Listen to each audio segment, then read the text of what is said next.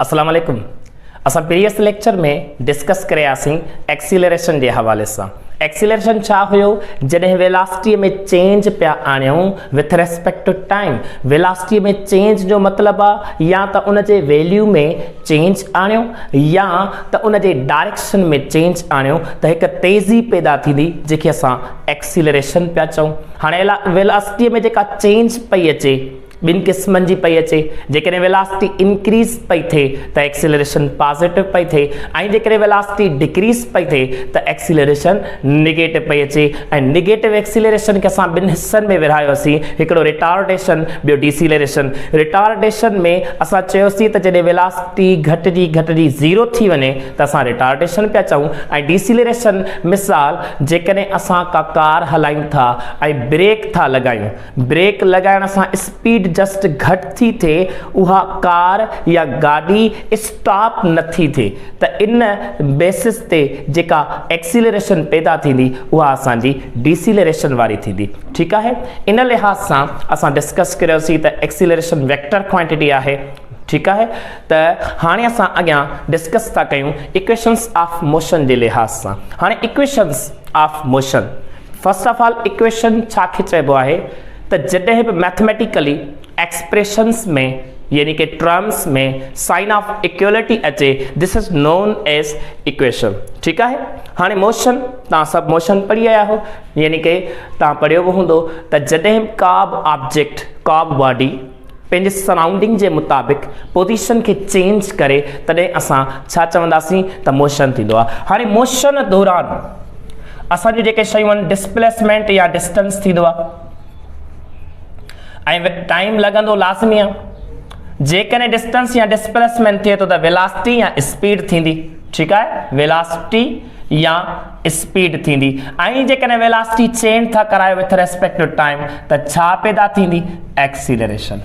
हाणे ॻाल्हि इहा हुआ त हिन मोशन दौरान ही असांजो या त डिस्टेंस या त डिस्प्लेसमेंट हूंदो, यानी 1 2 3 चार क्वांटिटीज यानी चार रिलेशंस, चार वेरिएबल्स असांजा यानी इक्वेशंस में ईंदा मोशन दौरान। ठीक है, लेकिन हिते जेको असां मोशन कंसीडर कंदा आहियूं यूनिफॉर्म एक्सीलरेशन वारो।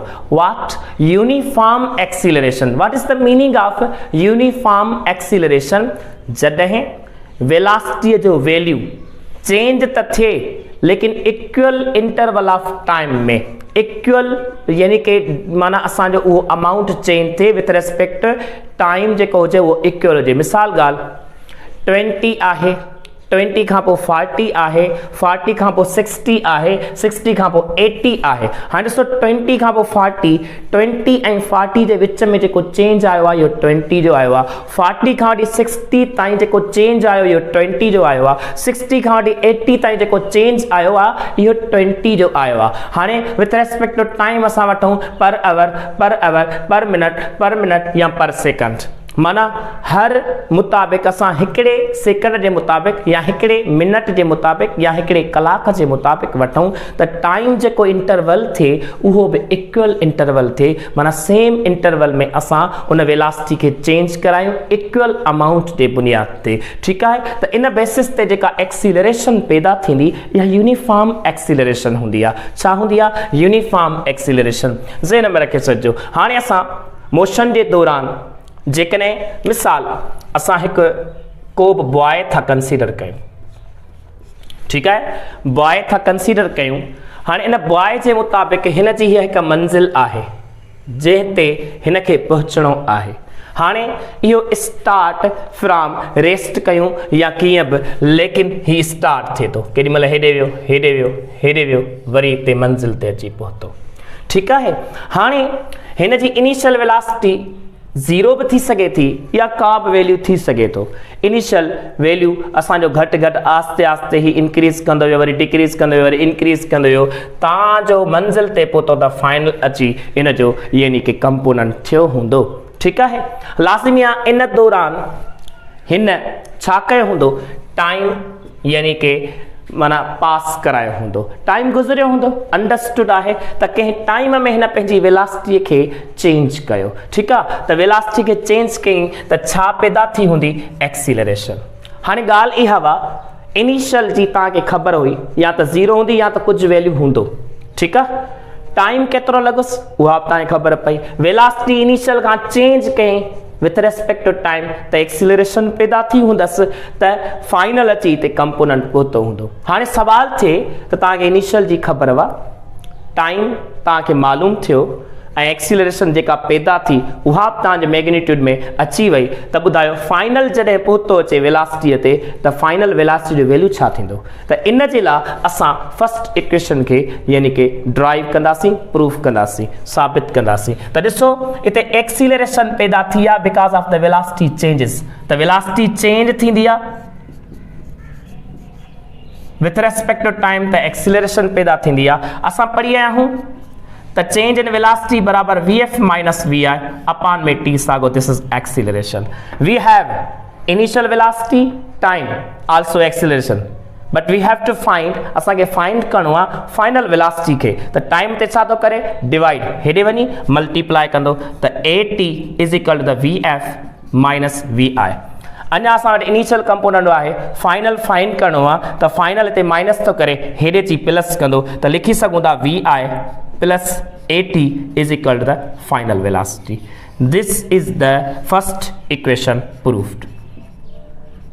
ठीक है, त ज़हन में रखो जॾहिं असां फर्स्ट इक्वेशन ज़रूरी ना है त फाइनल वेलासिटी इन मां फाइंड कई वञे, ठीक है, ज़हन में रखजो इहा ॻाल्हि। लेकिन ही रिलेशन असां फाइनल वेलासिटी जे मुताबिक़ एक्सप्रेस पिया कयूं, इन जे करे फाइनल वेलासिटी असांखे डिफाइन करणी पई, प्रूफ करणी पई। लेकिन ज़रूरी ना है त हीअ इक्वेशन सिर्फ़ फाइनल वेलासिटी खे फाइंड करण जे लाइ हुजे, ठीक है। त हिन में तव्हां टाइम बि मालूम करे सघो था, जेकॾहिं तव्हां वटि फाइनल वेलासिटी जो वैल्यू गिवन आहे, इनिशियल जो वैल्यू गिवन आहे, एक्सीलरेशन गिवन आहे, त तव्हां आराम सां मालूम करे सघो था, ठीक है। ज़हन में रखे छॾिजो त हीअ असांजी फर्स्ट इक्वेशन ऑफ मोशन आहे, ठीक है। हाणे असां अचूं था सेकंड इक्वेशन ऑफ मोशन ते। सेम एज दैट, को बॉय आहे जेको पे मंज़िल ते पहुचणु चाहे थो, ठीक है। हितां वियो, हिते वियो, वरी आयो, हिते अची पंहिंजे फाइनल मंज़िल ते अची पहुतो।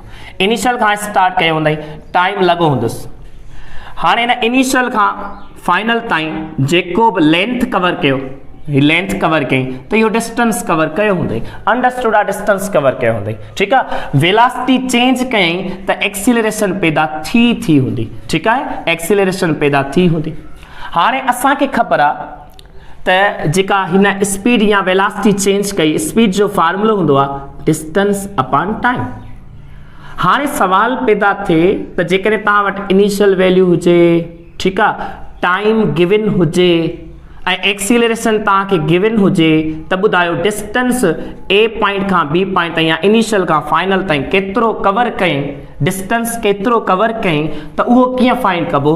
त टाइम हिते छा थो करे, डिवाइड, हेॾे वञी मल्टीप्लाई, त डिस्टेंस बराबरि थींदो v इंटू टी। ॾिसो v साॻी, टाइम असां अची मल्टीप्लाई कयूं, टाइम माना अची मल्टीप्लाई कयूंसि, ठीकु आहे। त हीउ थींदो असांजो डिस्टेंस खे फाउंड करण जो, फाइंड करण जो तरीक़ो, यानी फार्मूलो, ठीकु आहे। हाणे असां इन लिहाज़ सां असां ॾिसूं था, मे बी जेको ही बॉय आहे पंहिंजी स्पीड खे बार बार चेंज पियो करे, त हिते टाइम अलॻि हूंदुसि, हिते टाइम अलॻि हूंदुसि, हिते टाइम अलॻि हूंदुसि, हिते टाइम अलॻि, हिते टाइम अलॻि हूंदुसि, ठीकु आहे।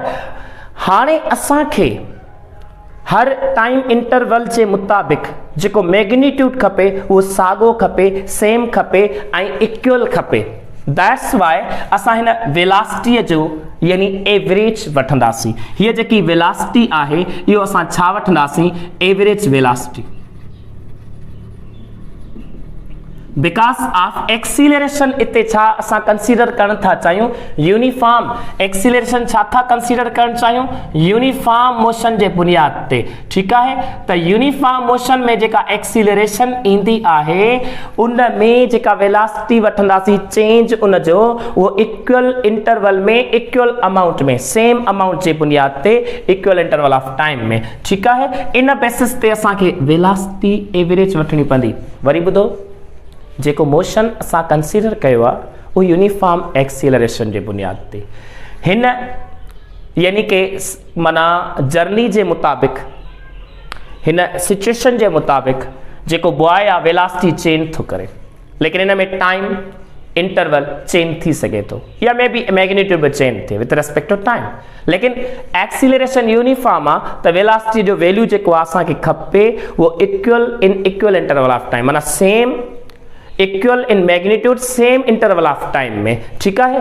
त इन जे ला तहां वट छा यानी कि कॉन्सेप्ट थींदो त तहांखे जेका वेलोसिटी आहे उन जी एवरेज वठणी पवंदी, because you have to count the single value आई सेम अमाउंट में तहांखे खपे, ठीक है, इक्वल अमाउंट में सेम इंटरवल ऑफ टाइम में, दैट्स वाई तहांखे छा वठणो पवंदो एवरेज वेलोसिटी। हाणे ॾिसो एवरेज वेलोसिटी वठूं था त असांखे ख़बर आहे एवरेज जो कॉन्सेप्ट आहे त किन बि क्वांटिटीज़ खे छा कबो आहे, सम कबो आहे, सम V i plus v f या वी एफ प्लस वी आई जेको कयोसि अपॉन में 2, बिकॉज 2 कंपोनेंट्स जे बुनियाद ते चेंजिंग आई आहे त ही असांजो थी वियो एवरेज वेलोसिटी जो फार्मूलो, ठीक है। त एवरेज वेलोसिटी छा हूंदी आहे, sum of components divided by number of components, माना जेतिरा कंपोनेंट्स हूंदा उन्हनि खे जोड़ कंदासीं, सम कंदासीं ऐं उन्हनि जे तइदाद सां उनखे डिवाइड कंदासीं, ठीक है। त हीअ जेकी असांजी वेलोसिटी थी उहा एवरेज थी, छा थी एवरेज, ऐं टाइम असांजो साॻियो। हाणे असांखे फाइंड करणो आहे डिस्टेंस। हाणे एवरेज वेलोसिटी बराबर आहे, चाहे तव्हां हीअं लिखी सघो था V f plus v i upon में 2, को मसलो ना है, ठीक है, कहिड़ो बि लिखो त v i plus v f या we can write as v f plus v i upon में 2 मल्टीप्लाई में टी, ठीक है। तो ज़हन में रखो, हाणे ॾिसंदा हलो त कीअं थो थिए, सफ़ा आसान, s is equal to v f. हाणे असां फ्रॉम फर्स्ट इक्वेशन पढ़ी आयासीं त v i plus a t v f जे बराबर आहे, माना वी एफ जो वैल्यू छा आहे v i plus a t, त असां वटि आहे वी एफ, त वी एफ जो वैल्यू जेकॾहिं मां हिन जो वैल्यू ही खणी अची हिते रखां त ही रखी सघां थो वी आई प्लस यानी कि a t, v i plus a t कंहिंजो वैल्यू आहे वी एफ जो, वी एफ जो value v i plus a t आहे, v i plus a t आहे अपॉन में 2 फार्मूले वारो रखो साॻो मल्टीप्लाई में टाइम, ठीक है। हाणे असां अच्छा प्लस में असां ओही असां रखंदासीं, प्लस में वी आई साॻो अपॉन में 2 सेम रखंदासीं इंट में टी, बिकॉज ही सिर्फ वैल्यू कंहिंजो आहे वी एफ जो आहे v i plus a t, ऐं वी आई असांजो ही जेको आहे इहो त अलॻि टर्म हुयो न, असां इहो रखणो पवंदो, ठीकु आहे, अपॉन में 2 टी साॻो। हाणे असां एस इज इक्वल टू हीअ वी आई ऐं हीअ वी आई, घणा वी आई थिया 2 वी आई, ही थिया 2 वी आई असांजा, ठीकु आहे, प्लस में ए टी साॻो अपॉन में 2 साॻो मल्टीप्लाई में टी साॻो, ठीकु आहे। हाणे ॾिसो हेॾां अॻियां त असां कीअं था कयूं त सिंपली हिन खे असां जुदा करे था रखूं, 2 वी आई अपॉन में 2 प्लस ए टी अपॉन में 2 मल्टीप्लाई में टी, ठीकु आहे। हाणे 2 में हिते कैंसिल थी वेंदो, बाक़ी बचंदो छा, बचंदो v i plus a t upon में 2 मल्टीप्लाई में टाइम, ठीकु आहे। हाणे असां टाइम खे सॼे ब्रैकेट सां मल्टीप्लाई करे रखूं त रखोसि त हीअ थींदो वी आई इंट में टी, बिकॉज टाइम खे मल्टीप्लाई कबो अलजेब्रिक जे बुनियाद ते, त टी हिन सां यानी कि थी वेंदो मल्टीप्लाई प्लस ए साॻो टी इंट टी स्क्वायर थी वेंदो अपॉन में 2 साॻो। हाणे तव्हां हीअं लिखो तॾहिं बि सही आहे, एस बराबर v i t plus a t square upon 2, या नंबर के जुदा करे रखो यानी कि हीअं v i t plus 1 upon 2, 1 understood हूंदो आहे ए टी स्क्वायर साॻो। ॾिसो एस माना second equation of motion proof थी वई, ॾिसो second s is equal v i t plus 1 upon 2 a t square. वरी अगेन ॾिसो पहिरियां असां स्पीड वारे फार्मूले सां यानी वेलोसिटी वारे फार्मूले सां रखियोसीं एस अपॉन टी, हाणे टी हिते डिवाइड थो करे वी सां वञी मल्टीप्लाई थींदो त v into t is equal to s, because we have to calculate the distance actually, ठीकु आहे। त डिस्टेंस जे बुनियाद ते असां वेलोसिटी जेका वठंदासीं उहा एवरेज वठंदासीं, बिकॉज ऑफ यूनिफॉर्म एक्सीलरेशन में असांजो जेको वैल्यू हूंदो आहे अमाउंट जेको हूंदो आहे उहो इक्वल हूंदो आहे सेम इंटरवल ऑफ टाइम में, लेकिन अकॉर्डिंग टू सिचुएशन सेम ना आहे त पोइ तव्हांखे छा करिणो पवंदो, यूनिफॉर्म एक्सीलरेशन जे बुनियाद ते एवरेज वेलोसिटी तव्हांखे वठणी पवंदी। ठीकु आहे, त हाणे यूनिफॉर्म वेलोसिटी यूनिफॉर्म एक्सीलरेशन जे बुनियाद ते एवरेज वठणो थो पवे त हाणे असां हिते एवरेज वरितोसीं ॿिनि कंपोनेंट्स जे बुनियाद ते v i plus v f upon में 2, बिकॉज एवरेज वठबो आहे त सम कबो sum of components divided by number of components, average मिली वेंदो। एवरेज जी जगह ते हुनजो वैल्यू रखो v f plus v i रखो या v i plus v f रखो, को मसलो ना आहे, अपॉन में 2 मल्टीप्लाई बाय टाइम। ठीकु आहे, त वी एफ जो वैल्यू असां फर्स्ट इक्वेशन में पढ़ियासीं वी आई प्लस 80, इहो ई वैल्यू अची हिते रखंदासीं वी एफ जी जगह ते वी आई प्लस 80 प्लस में वी आई ही साॻो रखबो अपॉन में 2 इंट में टी। ठीकु आहे, हाणे असां छा था कयूं, हिकिड़ो वी आई ही ॿियो ही वी आई, इहे ॿई थी विया जोड़, 2 वी आई थींदा 2 वी आई थींदा। ठीकु आहे, 80 साॻो अपॉन में 2। ठीकु आहे, अपॉन में 2। हाणे ॾिसो इन में असां मल्टीप्लाई में टी साॻो रखियोसीं, हाणे इन्हनि खे जुदा कर दो, ही 2 हिन सां बि डिवाइड थो थिए हिन सां बि डिवाइड थो थिए, इन करे 2 वी आई अपॉन 2 रखियोसीं प्लस में 80 अपॉन 2 मल्टीप्लाई बाय टाइम। ठीकु आहे, 2 में कैंसिल, बाक़ी बचो v i plus 80 upon 2 into में टी। हाणे टी सॼे ब्रेकेट सां मल्टीप्लाई कयो त हीअ थींदो v i into t plus 80 square upon में 2, ऐं हीअ असांजो second equation of motion proof थी वियो, s is equal v i t plus 1 upon 2 a t square. ठीकु आहे, त हीअ असांजो यानी कि सेकेंड इक्वेशन ऑफ मोशन थी वियो। हाणे असां थर्ड इक्वेशन ऑफ मोशन ते था अचूं। सेम भली सिचुएशन तव्हां क्रिएट करायो ऐं हेॾां असां हाणे हितां को ऑब्जेक्ट बॉय मूव थियो ऐं पंहिंजे मंज़िल ते अची पहुतो, फाइनल हिते थियो, ऐं हिते असां इनिशियल कंपोनेंट था कंसीडर कयूं। ठीकु आहे, लाज़िमी आहे टाइम पास थियो हूंदो, मञूं था टाइम पास थियो हूंदो। ठीकु आहे, ऐं हिन में वेलोसिटी जो चेंज थी आहे विथ रेस्पेक्ट टू टाइम, त एक्सीलरेशन पैदा थी हूंदी, ऐं हितां खां हेसि ताईं हिन जो डिस्टेंस कवर थियो हूंदो। As we know that the speed is equal to distance upon time, where distance is equal to speed multiplied by time। असांखे ख़बर आहे हिते वेलोसिटी यानी स्पीड जा मैग्नीट्यूड जेको आहे उहो इक्वल इंटरवल ऑफ टाइम में चेंज न थियो आहे, दैट्स वाई असां इन वेलोसिटी यानी स्पीड जो एवरेज वठंदासीं, average multiply by time. As we know that from this concept the average जेका हूंदी आहे उहा सम ऑफ कंपोनेंट अपॉन में number of components, this is the average velocity। ठीकु आहे, त एवरेज वेलोसिटी छा वठंदा आहियूं त जॾहिं असां यानी कि सम ऑफ कंपोनेंट्स कयूं divided by number of components कंदासीं त असांजी एवरेज थी वेंदी। हाणे ॾिसो एवरेज जो वैल्यू पुट कयूं त डिस्टेंस बराबरि थींदो एवरेज वेलोसिटी जो वैल्यू आहे v f plus v i upon में टी अपॉन में 2। ठीकु आहे, अपॉन में 2 because of number of components घणा 2 आहिनि, मल्टीप्लाई में टी आहे।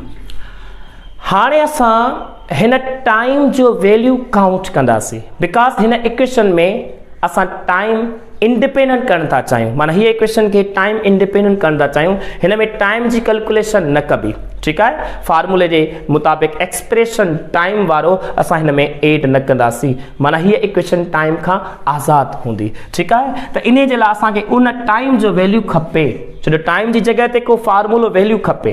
त असांखे ख़बर आहे वेलोसिटी चेंज थी आहे विथ रेस्पेक्ट टू टाइम, छा पैदा थी आहे एक्सीलरेशन, त असांखे ख़बर आहे त v f minus v i upon में टी। हाणे असांखे उहो टाइम जो वैल्यू खपे जंहिंमें एक्सीलरेशन पैदा थी आहे या जंहिंमें वेलोसिटी चेंज थी आहे। ठीकु आहे, वरी ॿुधी छॾियो, उहो असांखे टाइम जो वैल्यू खपे जंहिंमें एक्सीलरेशन पैदा थी आहे या जंहिंमें वेलोसिटी चेंज थी आहे। ठीकु आहे, त इन जे लाइ असां हीअं वठंदासीं टी, टी हिते डिवाइड थो करे हेॾे वञी मल्टीप्लाई कंदो, ही ए ते मल्टीप्लाई कंदो त हेॾे अची डिवाइड कंदो, त हिते लिखी सघूं था टाइम जो value v f minus v i upon में ए, ही असांजो टाइम जो वैल्यू मिली वियो। ठीकु आहे, त टाइम जो वैल्यू छा मिलियो, टी हेॾे थी वई ए हेठि थी वई, त v f minus v i upon a, this is the value for time. कहिड़ो टाइम, जंहिंमें एक्सीलरेशन पैदा थी आहे या वेलोसिटी चेंज थी आहे। ठीकु आहे, त रखो ॾिसो s is equal to v f plus v i upon में 2 मल्टीप्लाई में टाइम जो वैल्यू ॾिसो v f minus v i upon में ए। ठीकु आहे, हाणे ॾिसो असांखे मिली वेंदो एस इज इक्वल टू 2 हिते डिवाइड थो करे ए बि डिवाइड थो करे, इन्हनि ॿिन्ही खे मां अलॻि करे रखां त 1 अपॉन 2 या अलग रखूं या हिननि ॿिन्ही खे जेको डिवाइड पिया कनि हेॾे थी एस सां मल्टीप्लाई करे रखां ॾिसो जेकॾहिं हिननि 2a खे मां अची हिते रखां 2as इज इक्वल टू बाक़ी छा बचो vf प्लस vi इंट में vf माइनस vi असां पढ़ी आया आहियूं अकॉर्डिंग टू अलजेब्रिक फार्मूला यानी कि a प्लस b इंट में a माइनस b हिते बि असांजो छा आहे vf प्लस vi यानी a प्लस b वांगुरु आहे ऐं vf माइनस vi माना a माइनस b वांगुरु आहे जेको बराबरि हूंदो आहे a square minus b square जे त असां लिखी सघूं था त जेकॾहिं vf प्लस vi इंट में vf माइनस vi आहे त इहो बराबरि थी सघे थो vf जो स्क्वायर माइनस vi जो स्क्वायर ऐं हेॾां 2a साॻो प्रूफ्ड ठीक है वरी अगेन ॾिसो हिन सिचुएशन में सेम इनिशियल खां शुरू थियो हूंदो फाइनल ताईं वेलोसिटी चेंज थी हूंदी स्पीड चेंज थी हूंदी त एक्सीलरेशन पैदा थी हूंदी ठीक है विथ रेस्पेक्ट टू टाइम यानी डिस्टेंस कवर कयो हूंदई लेंथ कवर कयो हूंदई त डिस्टेंस जे लाइ स्पीड यानी वेलोसिटी जो फार्मूलो टाइम ते डिवाइड थो करे हेॾे वञी मल्टीप्लाई v इंटू t थी वियो डिस्टेंस थी वियो असांखे एवरेज वैल्यू कढणो आहे बिकॉज असां यूनिफॉर्म एक्सीलरेशन जो कॉन्सेप्ट ठाहियूं त सिंगल वैल्यू खपे इक्वल इंटरवल ऑफ टाइम वारो खपे ठीक है त इन बेसिस ते एवरेज वेलोसिटी वठण जे लाइ कंपोनेंट्स खे जोड़ कबो डिवाइड कबो उन जे नंबर सां तइदाद सां ठीक आहे त vf प्लस vi अपॉन 2 या असांजी एवरेज वेलोसिटी थी वई त एवरेज वेलोसिटी यानी स्पीड जो वैल्यू रखियोसीं vf plus vi upon 2 multiply में टाइम हाणे असां इते टाइम खां या इक्वेशन इंडिपेंडेंट करण था चाहियूं त टाइम जो वैल्यू खपे कहिड़ो टाइम जो वैल्यू खपे जंहिंमें एक्सीलरेशन पैदा थी हुजे जंहिं टाइम में या जंहिंमें वेलोसिटी चेंज थी हुजे त असां हिन खे रीअरेंज कंदासीं एक्सीलरेशन वारे फार्मूले खे a equal to vf minus vi upon t आहे त t हिते डिवाइड थो करे हेॾे वञी मल्टीप्लाई त a मल्टीप्लाई थो करे हेॾे वञी डिवाइड कंदो ठीक आहे त vf minus vi upon a थी वियो त टाइम जो वैल्यू मिली वियो त इहो असां हिते पुट कंदासीं त vf प्लस vi अपॉन 2 साॻो मल्टीप्लाई में vf minus vi upon a इहो टाइम जो फार्मूलो आहे टाइम जी जॻह ते इन जो वैल्यू रखियोसीं ठीक आहे हीअ जेके 2a हिते डिवाइड था कनि हेॾे वञी मल्टीप्लाई कंदा 2as थी वियो बाक़ी बचो vf प्लस vi इंट में vf माइनस vi ऐं हेॾां ॾिसो 2as साॻो असांखे ख़बर आहे अलजेब्रिक एक्सप्रेशन में a plus b into a minus b बराबरि हूंदो आहे a square minus b square जे same as that vf plus vi into में vf माइनस v आया त पोइ इहो बराबरि थी वेंदो vf square minus v square जे प्रूफ थी वियो त हीअ आहिनि असांजूं इक्वेशन्स ऑफ मोशन हाणे असां अॻियां मोशन अंडर ग्रेविटी ते डिस्कस कंदासीं तेसि ताईं नोट करे वठो स्क्रीन शॉट करे वठो कढी वठो थैंक यू